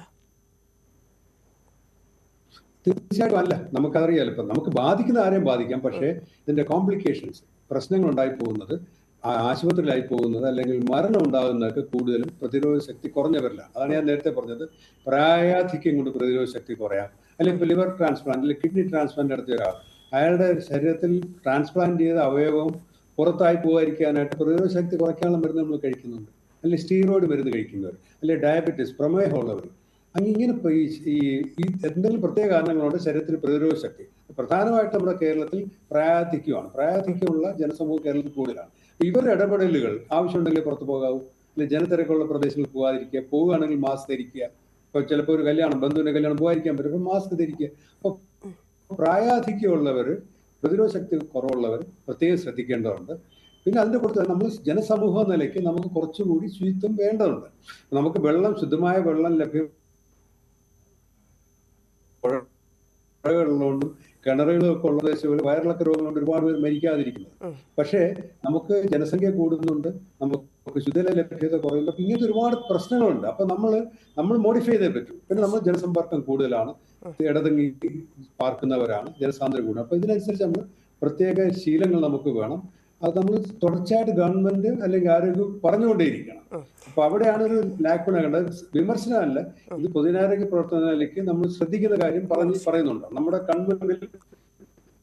യെസ്, ഞാൻ താങ്കളിലേക്ക് വരാം. ഡോക്ടർ രാജീവ്, ഇവിടെ നമ്മുടെ ഒരു ഉയർന്ന വാക്സിനേഷൻ നിരക്കായിരുന്നു ഇന്ത്യയെ സംബന്ധിച്ച്. നമ്മൾ ഒരുപാട് തരണം ചെയ്തിട്ടൊക്കെയുള്ള ആളുകളാണ്. പക്ഷേ നമ്മുടെ ഇപ്പോഴത്തെ സംവിധാനം, പ്രത്യേകിച്ച് കേരളത്തിലെ സംവിധാനത്തിൽ നമ്മൾ സജ്ജരാണോ? പൂർണ്ണമായും ഇത്രയധികം ആളുകളെ ആശുപത്രിയിലേക്ക് എത്തുമ്പോൾ അത് നിയന്ത്രിക്കാനുള്ള ആവശ്യത്തിനുള്ള ആരോഗ്യ പ്രവർത്തകരുണ്ടോ? ഡോക്ടർമാരുടെ എണ്ണത്തിലൊക്കെ പലയിടങ്ങളിലും വലിയ കുറവ് സംഭവിച്ചിട്ടുള്ള ഒരു കാലം കൂടിയാണ്. അപ്പം പലരും പ്രൊഫഷൻ തന്നെ ഉപേക്ഷിച്ച് പോകുന്ന ഈ കോവിഡിന് ശേഷമൊക്കെ ഒരുപാട് പേര് അങ്ങനെ പോയിട്ടുണ്ട്. പലയിടങ്ങളിലും പല പോസ്റ്റുകളിലും വേക്കൻ്റായി കിടക്കുകയാണ്. അപ്പം അങ്ങനെയുള്ള പല പ്രശ്നങ്ങളും ആരോഗ്യ മേഖലയിലുണ്ട്. അപ്പം നമ്മൾ സജ്ജമാണ് എന്ന് പൂർണ്ണമായിട്ട് പറയാൻ സാധിക്കുമോ ഈ പ്രശ്നങ്ങളെല്ലാം വെച്ചുകൊണ്ട്? ഇപ്പോൾ നേരത്തെ സൂചിപ്പിച്ചതുപോലെ ഈ രോഗം പലരെയും പല രീതിയിലാണ് ബാധിക്കുന്നത്. ഇപ്പോൾ തൽക്കാലം തുടക്കത്തിലെ സ്റ്റേജിൽ എപ്പോഴും തന്നെ ഏറ്റവും നല്ല ആരോഗ്യനിലയുള്ള, ജോലിക്ക് പോകാൻ പ്രാപ്തരായിട്ടുള്ള, അല്ലെങ്കിൽ വിദ്യാഭ്യാസ ഏർപ്പെട്ടിട്ടുള്ള, അല്ലെങ്കിൽ ട്രാവൽ ചെയ്യാൻ ഉള്ള ആരോഗ്യമുള്ള വ്യക്തികളിലാണ് പൊതുവെ ഇത് ആദ്യം ബാധിക്കുന്നത്. അപ്പൊ അവരിലാണ് ഇപ്പൊ തൽക്കാലം ഇത് പടർന്നു പിടിച്ചിരിക്കുന്നത്. അവരിൽ മിക്കവർക്കും തന്നെ ആശുപത്രിയിലെ ചികിത്സ വേണ്ടി വരാറില്ല. കാരണം അവർക്ക് അണ്ടർലൈൻ ഹെൽത്ത് കണ്ടീഷൻസ് ഉണ്ടെങ്കിലും അത് പൊതുവെ വെൽ കൺട്രോൾഡ് ആണ്. അവർക്ക് വീട്ടിൽ തന്നെ 3-4 ദിവസം റെസ്റ്റ് എടുത്താൽ മതി. അവരുടെ പ്രൊഡക്ടിവിറ്റി നഷ്ടപ്പെടും എന്നുള്ളത് ശരിയാണ്. അതിലേക്ക് നമുക്ക് തിരിച്ചു വരാം. Productivity loss on a mass scale affects the nation's economy. അത് വേറൊരു സംഗതിയാണ്. ഇനി നമുക്ക് ഓരോരുത്തർക്കും ചെയ്യേണ്ട കാര്യങ്ങൾ എന്ന് പറഞ്ഞു കഴിഞ്ഞാൽ ഡോക്ടർ ലാൽ പറഞ്ഞ പോലെയുള്ള എറ്റിക്കറ്റ് ഉണ്ട്. ചില എറ്റിക്കറ്റ് എന്ന് പറയുന്നത് ചില പെരുമാറ്റ ശീലങ്ങൾ സ്കൂളിൽ തന്നെ നമ്മൾ പഠിക്കേണ്ടതൊക്കെ തന്നെയാണ്, പഠിപ്പിക്കുന്നുണ്ടെന്ന് ഞാൻ മനസ്സിലാക്കും. എങ്കിലും അത് ചെയ്തു കാണുന്നില്ല. രണ്ടാമത്തേത്, പനിയോ ചുമയോ തുമ്മലോ ഉണ്ടെങ്കിൽ പൊതുസ്ഥലങ്ങളിൽ പോകാതിരിക്കുക, കുറച്ച് ദിവസത്തേക്ക് വീട്ടിലിരിക്കുക. അതുപോലെ തന്നെ മറ്റ് സോഷ്യൽ വിസിറ്റുകൾക്ക് പോകാതിരിക്കുക, മറ്റുള്ളവർ വീട്ടിലേക്ക് ക്ഷണിക്കാതിരിക്കുക. അതുപോലെ തന്നെ ഒരു പനിയുള്ള ഒരു വ്യക്തി, ഈ സമയത്ത് പനിയും ചുമയും ഒക്കെ ഉള്ള ഒരു വ്യക്തി കോവിഡ് ആണോ എന്ന് അന്വേഷിക്കുന്നതല്ലാണ്. കാരണം കോവിഡ് ആണെങ്കിൽ അതിന്റെ വ്യാപന രീതി വ്യത്യസ്തമാണ്. അത് മറ്റുള്ളവർക്കും അത് ഉപകാരപ്പെടും. കാരണം അതേ വീട്ടിൽ പ്രായാധിക്യമുള്ള ഒരു ആളാണ് താമസിക്കുന്നെങ്കിൽ ആ വ്യക്തിയുടെ ആരോഗ്യത്തെ ബാധിക്കുന്ന ഒരു സംഗതി ആയതുകൊണ്ട് ഒന്നറിയുന്നത് എപ്പോഴും നല്ലതാണ്. നേരെ മറിച്ച് കോവിഡ് കുറഞ്ഞിരിക്കുന്ന സമയമാണ്, നമുക്ക് 7 മാസം ഗ്യാപ്പ് കിട്ടി, ജനജീവിതം ഇൻക്ലൂഡിങ് എവറിത്തിങ് ബിക്കേം നോർമൽ. ആ സമയത്ത് കോവിഡ് ടെസ്റ്റ് ചെയ്താൽ പോലും ഇത് പോസിറ്റീവ് ആകുന്നില്ല എന്നതാണ്. ഇനി മൂന്നാമത്തെ സംഗതി മാസ്കിന്റെ ഉപയോഗമാണ്. മാസ്ക് എന്ന് കേൾക്കുമ്പോൾ ഒന്നിൽ ഉണ്ട് അല്ലെങ്കിൽ ഇല്ല എന്നുള്ള രീതിയിലാണ് ജനങ്ങൾ പ്രതികരിക്കുന്നത്. അയ്യോ ഡോക്ടറെ, അപ്പൊ എല്ലാവരും മാസ്ക് വെക്കണമെന്നാണോ ഈ പറയുന്നത്? അങ്ങനെയല്ല. മാസ്ക് എന്ന് പറയുന്നത് അത് ഈ കോവിഡ് കൂടിയിരിക്കുന്ന സാഹചര്യത്തിൽ എയറിൽ കൂടിയാണ് ഇത് പകരുന്നത്. അതായത് ഒരു മൂടൽമഞ്ഞ് പോലെയുള്ള ഒരു എയറിൽ കൂടിയാണ് ഇത് പകരുന്നത്. അത് നമ്മുടെ മൂക്കിലേക്ക്, നമ്മുടെ ശ്വാസത്തിലേക്ക് കടക്കാതിരിക്കാനായിട്ട് അകത്തളങ്ങളിൽ, തിരക്കേറിയ സ്ഥലങ്ങളിൽ ഒരുപാട് പേർ തിങ്ങി നിൽക്കുന്ന, ഞാൻ 1-2 ഉദാഹരണം പറയാം. നമ്മൾ കേരളത്തിലെ ലിഫ്റ്റുകൾ കണ്ടിട്ടുണ്ടോ? 5 പേർക്ക് കയറാവുന്ന ലിഫ്റ്റിൽ 15 പേരാണ് തിങ്ങി നിറഞ്ഞു നിൽക്കുന്നത്. അവിടെ ഈ പറഞ്ഞ സോഷ്യൽ ഡിസ്റ്റൻസിങ് കാര്യങ്ങളൊന്നുമില്ല. അതുപോലെ തന്നെ ഈ ലിഫ്റ്റ് ഓരോ നിലയിലും നിന്നാണ് പോകുന്നത്, അല്ലെ? അപ്പൊ അവിടെ ആ ലിഫ്റ്റിൽ ആർക്കെങ്കിലും കോവിഡ് ഉണ്ടെങ്കിൽ അത് എല്ലാവർക്കും വരുമെന്ന് ഒരു സംശയമില്ല. കാരണം അടഞ്ഞ ഒരു ചേംബറിനകത്ത് ഒരു 10-15 ആൾ നിൽക്കുകയാണ്. അത് വികസിത രാജ്യങ്ങളിൽ ഇങ്ങനെ ഒരു ചിന്തിക്കാൻ പോലും പറ്റാത്ത രീതിയിലുള്ള തിരക്കാണ് ഇവിടെ അനുഭവപ്പെടുന്നത്. അത് കുറ്റമായിട്ടല്ല, നിരീക്ഷണമായിട്ട് പറയുക. അപ്പൊ ആ സമയത്ത് നമുക്ക് മാസ്ക് ഉണ്ടെങ്കിൽ നമുക്ക് സേഫ് ആയിട്ട് നിൽക്കാൻ സാധിക്കും. ഞാൻ ലിഫ്റ്റ് എന്നുള്ള ഒരു ഉദാഹരണമായിട്ട് പറഞ്ഞതേ ഉള്ളൂ. അപ്പോൾ ഇപ്രകാരമുള്ള ഇന്റലിജന്റ് ആയിട്ടുള്ള യൂസ് ആണ് വേണ്ടത്. അല്ലാതെ നമ്മൾ എല്ലാവരെയും മാസ്ക് ധരിക്കണം എന്ന് പറഞ്ഞ് അവരെ പേടിപ്പിക്കുക അല്ലെങ്കിൽ ഉപദ്രവിക്കുക, ആ രീതിയിലല്ല നമ്മൾ പോകുന്നത്. അതുകൊണ്ട് തുടക്കത്തിൽ ഞാൻ പറഞ്ഞത് ഓരോരുത്തരും ഇൻഡിവിജ്വൽ ആയിട്ട് ഇന്റലിജന്റ് ആയിട്ടുള്ള തീരുമാനങ്ങളാണ് നമ്മൾ എടുക്കേണ്ടത്. വാഹനത്തിൽ നമ്മൾ ഷെയർ റൈഡ് ചെയ്യണം. ഒരു ടാക്സിയിൽ 4 പേര് അപരിചിതർ യാത്ര ചെയ്യുകയാണ്, അല്ലെങ്കിൽ കാറിൽ യാത്ര ചെയ്യുകയാണ്.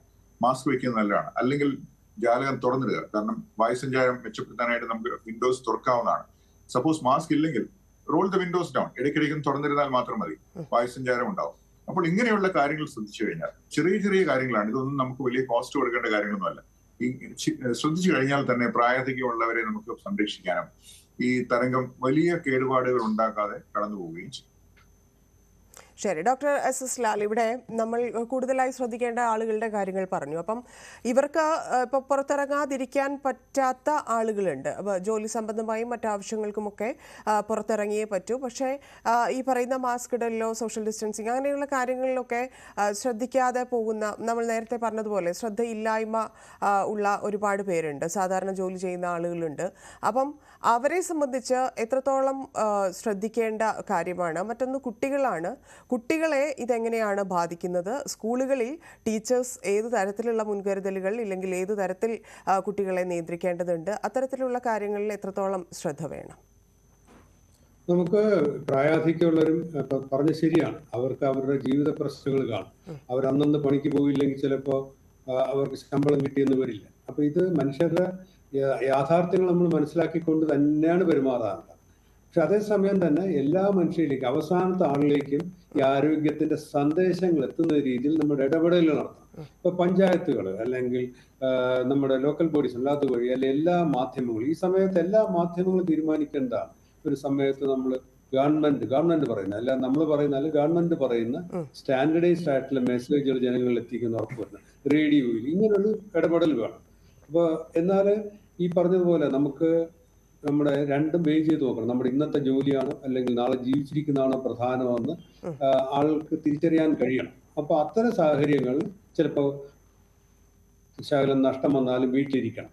അത്തരം വീട്ടിലിരിക്കേണ്ടി വരുന്നവർക്ക് അല്ലെങ്കിൽ സമ്പാദ്യമില്ലാത്തവർക്ക് സർക്കാർ ഇടപെടലുകളിലൂടെ, സാമൂഹ്യ സന്നദ്ധ സംഘടനകളുടെ ഇടപെടലുകളിലൂടെ അവരുടെ ആ ഒരു ദിവസത്തെ, നമ്മളൊക്കെ വ്യക്തിപരമായിട്ട് ചെയ്യുന്നതാണ്. ഒരാൾക്ക് വരാൻ പറ്റാന്ന് പറഞ്ഞാൽ വയസ്സായ ഒരാള് നമുക്ക് വീട്ടിൽ ജോലിക്ക് വരുന്ന ആൾ വന്നില്ല, നമ്മൾ ശമ്പളം കട്ട് ചെയ്യുന്നില്ല, അല്ലെങ്കിൽ ചിലപ്പോൾ അധികം പൈസ കൊടുക്കുക. അപ്പൊ ഇത്തരം ഇടപെടലുകൾ സമൂഹത്തിൽ നിന്നും ഉണ്ടാകണം, സർക്കാരിൽ നിന്നും ഉണ്ടാകും. അപ്പൊ അവർക്ക് വീട്ടിൽ ഇരിക്കാൻ പറ്റും. അല്ലെങ്കിൽ വീട്ടിൽ നിന്ന് കഴിഞ്ഞാൽ ചിലപ്പോൾ ഭക്ഷണമില്ലാത്ത മനുഷ്യർ നാട്ടിൽ ഒരുപാട് പേരുണ്ട്. അപ്പൊ ഇത്തരം ഇടപെടലുകൾ നമ്മൾ വേണം.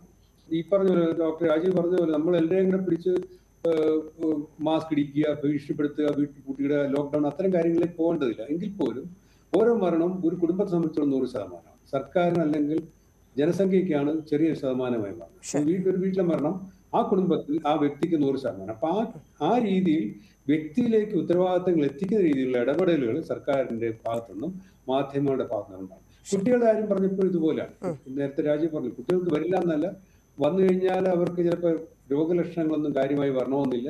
പക്ഷെ അവർ മറ്റുള്ളവരിലേക്ക് പകർത്തും. അപ്പൊ വലിയ വ്യാപനം ഉണ്ടാകുകയാണ്. ചിലപ്പോൾ ഒരു പ്രദേശത്ത് വ്യാപനം കൂടുതലായിട്ട് ഉണ്ടാകുകയാണ്. അപ്പൊ നമ്മൾ ലോകാരോഗ്യ സംഘടനയും CDC ഒക്കെ പറയുന്നത് തന്നെ നയങ്ങൾ തീരുമാനിക്കേണ്ടത് ആ പ്രദേശത്ത് എത്ര ആശുപത്രിയിൽ എത്ര പേര് അസുഖമായിട്ട് വരുന്നു, ഡോക്ടർമാർ എത്ര പേര്, അതനുസരിച്ചാണ് തീരുമാനം. അതായത് ജാഗ്രത മാത്രം മതി, നമ്മൾ ശ്രദ്ധിക്കുക, ഇത് പടർത്താതിരിക്കാനും നമുക്ക് വരാതിരിക്കാനും ഒക്കെ ശ്രദ്ധിക്കുക എന്നുള്ളത് മാത്രമാണ്. വളരെ നന്ദി doctor Rajeev Jayadevan, doctor SS Lal പങ്കെടുത്തതിന്. ഇപ്പോൾ CPM സംസ്ഥാന സെക്രട്ടറി MV ഗോവിന്ദൻ മാധ്യമങ്ങളെ കാണുന്നു. സംസ്ഥാന സെക്രട്ടറി MV ഗോവിന്ദൻ.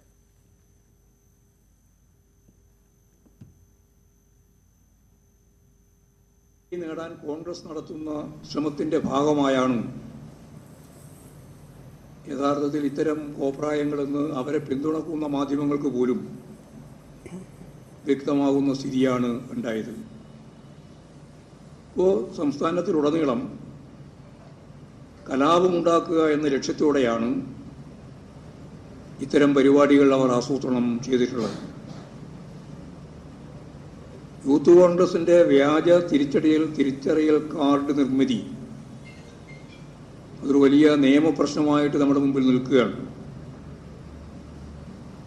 ആ ഒരു സന്ദർഭത്തിലാണ് അതുവഴി തിരഞ്ഞെടുക്കപ്പെട്ട സംസ്ഥാന പ്രസിഡന്റ് ഉൾപ്പെടെ വലിയ കലാപാഹ്വാനം നൽകിയിട്ടുള്ളത്. യൂത്ത് കോൺഗ്രസിന്റെ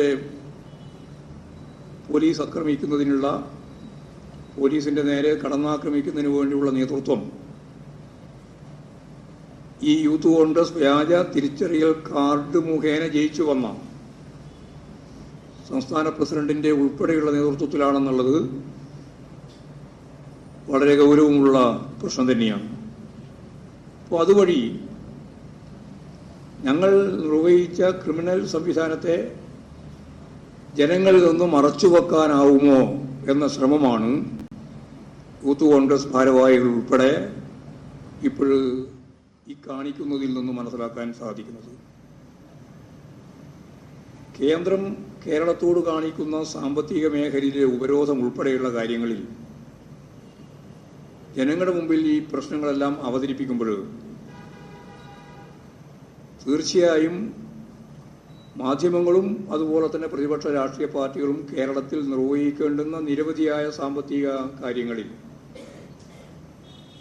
അത് സാധിക്കുന്നില്ല എന്ന വിമർശനം ഉന്നയിക്കുമ്പോൾ എന്തുകൊണ്ട് എന്ന ചോദ്യത്തിന് കേരള ജനത കൃത്യമായിട്ട് ഉത്തരം പറയാൻ തുടങ്ങി.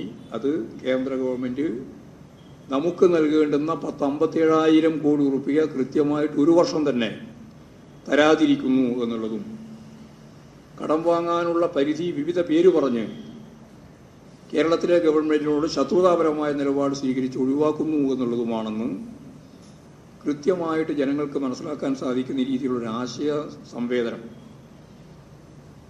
ഈ നവകേരള സദസ്സുമായിട്ട് ബന്ധപ്പെട്ട് ഉണ്ടായിട്ടുണ്ട്. ഗവൺമെൻറ്റിൻ്റെ നേട്ടങ്ങളും മാധ്യമങ്ങൾ സൃഷ്ടിച്ച പുകമറയുമെല്ലാം മാറ്റി നിർത്തിക്കൊണ്ട്, വകഞ്ഞു മാറ്റിക്കൊണ്ട് ഇത്തരം നവകേരള സദസ്സിലേക്ക് എത്തിക്കൊണ്ടിരിക്കുന്ന ആയിരക്കണക്കിന് ആളുകളുടെ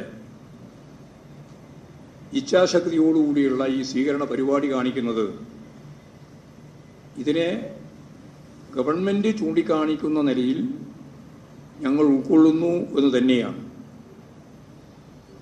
ഇപ്പോൾ ദൃശ്യ മാധ്യമങ്ങൾ എത്ര തന്നെ ശ്രമിച്ചിട്ടും കോൺഗ്രസ് കാണിക്കുന്ന, യൂത്ത് കോൺഗ്രസ്സുകാരും അതുപോലെ KSUക്കാരും കാണിക്കുന്ന ഈ അതിക്രമങ്ങൾ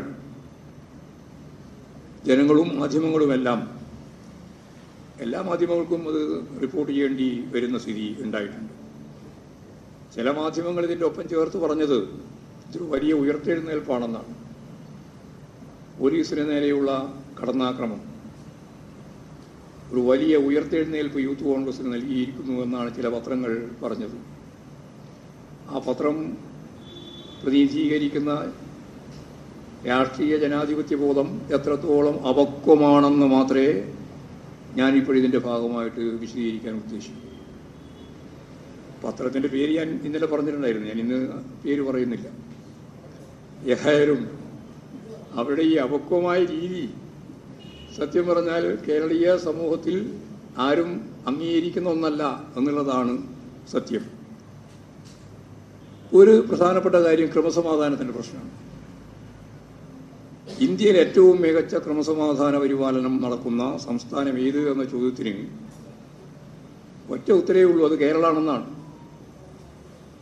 ആ കേരളത്തിൽ ഇതുപോലെ കൃത്രിമമായ രീതിയിൽ തർക്കമാണ്, പ്രശ്നമാണ്, അടിയാണ് എന്ന് വരുത്താൻ പോലീസിനെ അതിക്രമിക്കുക, അവർക്കെതിരായിട്ട് കടന്നാക്രമണം നടത്തുക, ഞാൻ നേരത്തെ പറഞ്ഞതുപോലെയുള്ള അക്രമങ്ങൾ സംഘടിപ്പിക്കുക. അപ്പോൾ അവരുടെ ലക്ഷ്യം എന്താണെന്ന് വളരെ വ്യക്തമാണ്. കലാപമാണ്, സമരമൊന്നുമല്ല. കലാപം സൃഷ്ടിക്കാൻ വേണ്ടിയിട്ടുള്ള ബോധപൂർവമായ പ്രവർത്തനമാണ്. അത് കേരളത്തിൽ നല്ലതുപോലെ ജനങ്ങൾ തിരിച്ചറിയും, ഗവൺമെൻറ് അത് ഫലപ്രദമായിട്ട് കൈകാര്യം ചെയ്യും. അപ്പോൾ കോൺഗ്രസ് ഈ അക്രമം വ്യാപകമാക്കി നടത്തിക്കൊണ്ട് തന്നെ ഈ ഒരു പരമ്പര, അതായത് അക്രമത്തിലൂടെയാണ് ഈ കേരളം മുന്നേറുന്നത് എന്ന കാര്യം, അങ്ങനെയുള്ളൊരു പ്രചരണം വരുത്തി തീർക്കുന്നതിന് വേണ്ടിയുള്ള ശ്രമമാണ് ഇപ്പോൾ ഇവർ നടത്തിക്കൊണ്ടിരിക്കുന്നത്. അത് കോൺഗ്രസ് മാത്രമല്ല, BJPയും അതിൻ്റെ ഒപ്പം തന്നെ ചേർന്നിട്ടാണ്.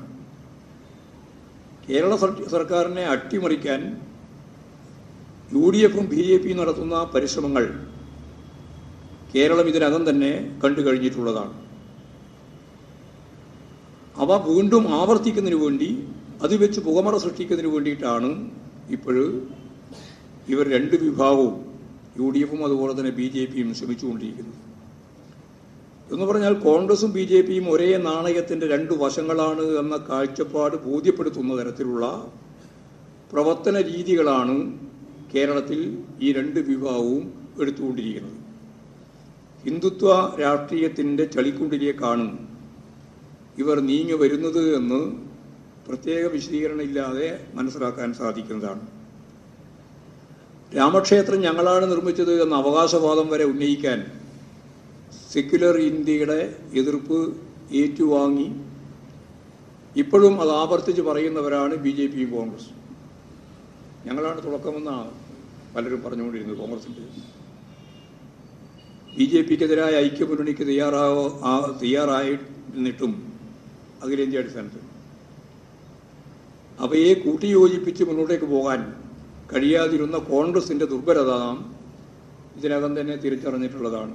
ഇന്ത്യ മുന്നണിയുടെ ഭാഗമായിട്ട് പ്രവർത്തിക്കുമ്പോഴെടുക്കേണ്ടുന്ന മതനിരപേക്ഷ ഉള്ളടക്കത്തെയും BJP വിരുദ്ധ രാഷ്ട്രീയത്തെയും ഫലപ്രദമായിട്ട് മുമ്പോട്ടേക്ക് നയിക്കാൻ സാധിക്കാത്ത ഒരു ചിത്രമാണ് കേരളത്തിൽ പ്രത്യേകമായിട്ടും പൊതുവെ ഇന്ത്യയിലും കോൺഗ്രസിൻ്റെ സമീപനത്തിൻ്റെ ഭാഗമായിട്ട് കാണാൻ സാധിക്കുന്നത്.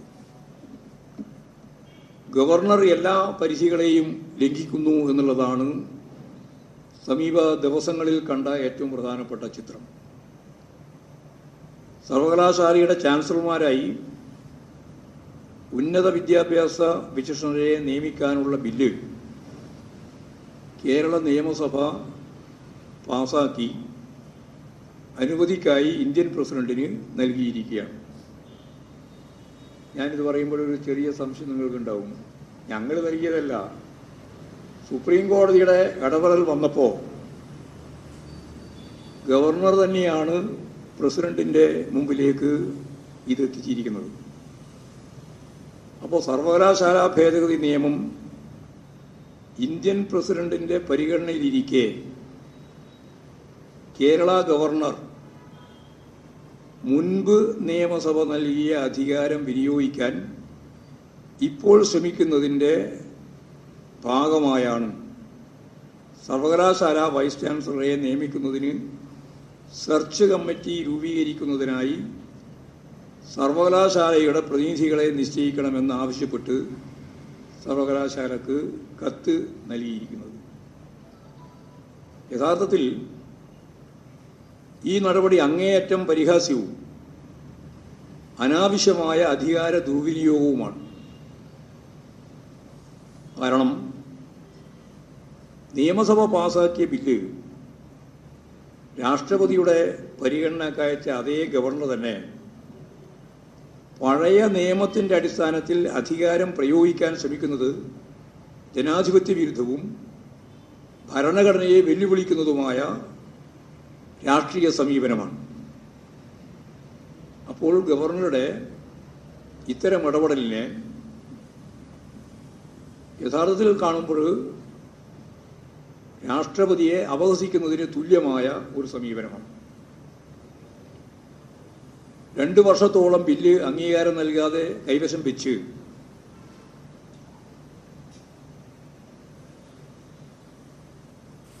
അവസാനം സുപ്രീം കോടതിയുടെ ഇടപെടൽ വന്നപ്പോഴാണ് ഇന്ത്യ യൂണിയൻ പ്രസിഡന്റിന്റെ കയ്യിലേക്ക് അത് മാറ്റി നൽകിയത്. UGC വൈസ് ചാൻസലറെ നിയമിക്കുന്നതിന് നിശ്ചയിച്ച യോഗ്യത തന്നെയാണ് താൽക്കാലികമായി വൈസ് ചാൻസലറായി നിശ്ചയിക്കുന്നതിനും വേണ്ടത് എന്നതിനാൽ സർവകലാശാലകളിൽ ഭരണസ്തംഭനമെന്ന ആക്ഷേപത്തിനും അടിസ്ഥാനമില്ല. ഒരേ തരത്തിൽ തന്നെയാണ് അതെല്ലാം ആ യോഗ്യത എല്ലാം ഉള്ളത്. ചാൻസലറായി വിദ്യാഭ്യാസ വിശേഷണം വരുന്നതിനുള്ള നിയമമാണ് കേരള അസംബ്ലി പാസ്സാക്കിയിട്ടുള്ള സർവകലാശാല ബില്ല്. ഇത് വളരെ പ്രധാനപ്പെട്ട ഒരു കാര്യമാണ്. ഇപ്പോഴും നിയമസഭ പാസ്സാക്കിയ ഒരു ബില്ലിൻ്റെ അടിസ്ഥാനത്തിലാണ്, നിയമത്തിൻ്റെ ഭാഗമായിട്ടാണ്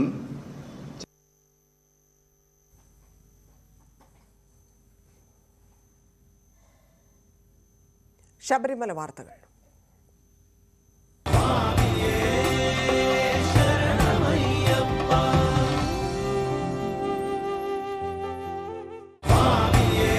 ശബരീശ ദർശനം നിങ്ങൾക്കായി സമർപ്പിക്കുന്നത് വ്രതശുദ്ധിയുടെയും നന്മയുടെയും നാളുകൾ പരിശുദ്ധമാക്കാം മിൽമയ്ക്കൊപ്പം.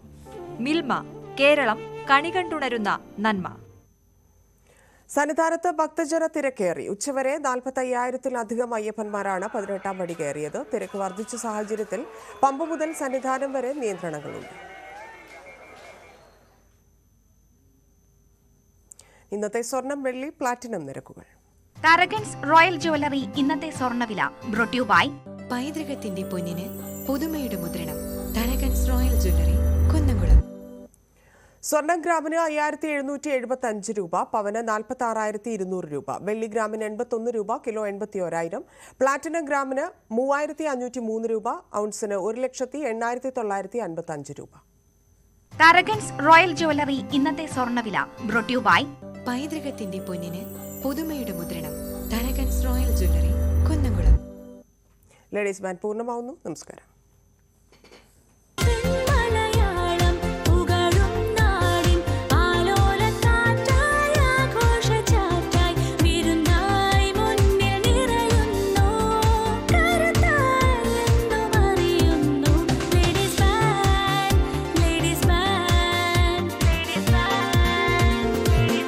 ഈ പരിപാടി